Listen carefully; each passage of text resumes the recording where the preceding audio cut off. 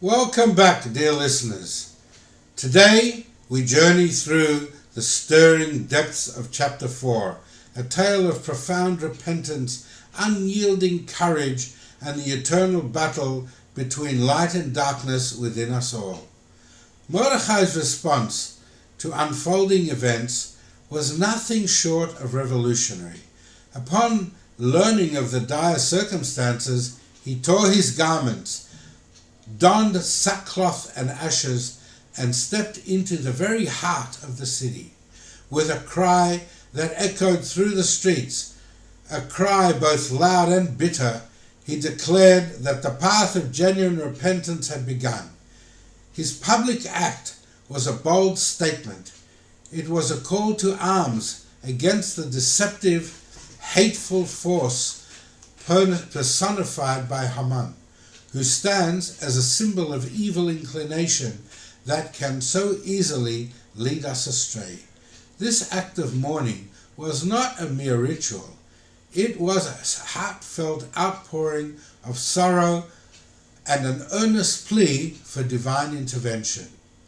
As the wisdom of the book of Joel reminds us, tear your hearts, not your garments. In other words, true repentance must come from the innermost depths of our being, transcending mere outward displays.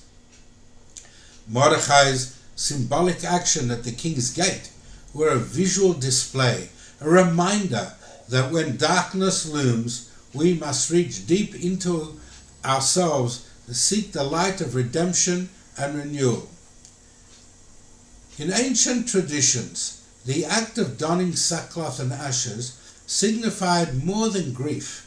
It was an invitation for transformation. Just as Rabbi Elahi in the Babylonian Talmud advised, if someone sees that his evil inclination is overpowering him, he should don black clothing. Mordechai's deliberate choice echoed this timeless counsel.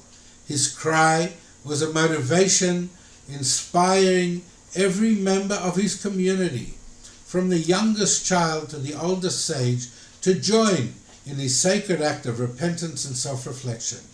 Not long afterwards, word of Mordechai's courageous protest reached Queen Esther. Although her attendants advised her to clothe him, to erase the visible marks of mourning, Mordechai refused.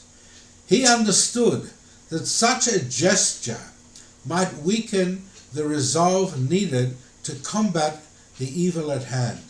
His steadfastness was a proof of the power of inner conviction over external appearances. Instead, he persisted, choosing to remain enveloped in the symbols of repentance until he felt that true, godly assistance was within reach.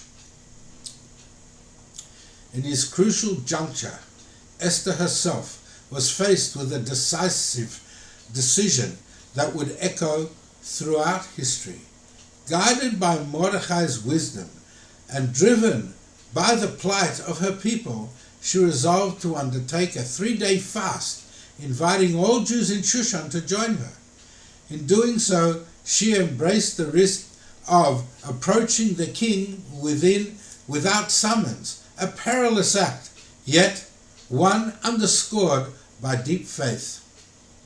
Her courageous words, "If I perish, I perish," remind us that there are times and moments in our lives when the call to do what is right outweighs even the instinct for self-preservation.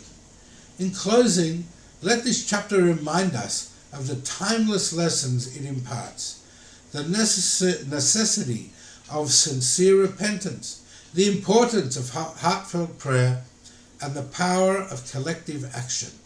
As we face our own inner battles, may we find the strength to tear down our inner barriers and embrace the light, just as Mordechai and Esther did.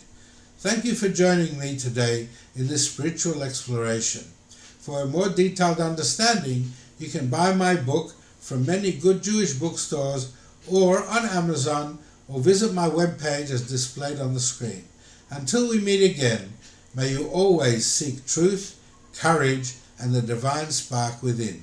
Thank you very much.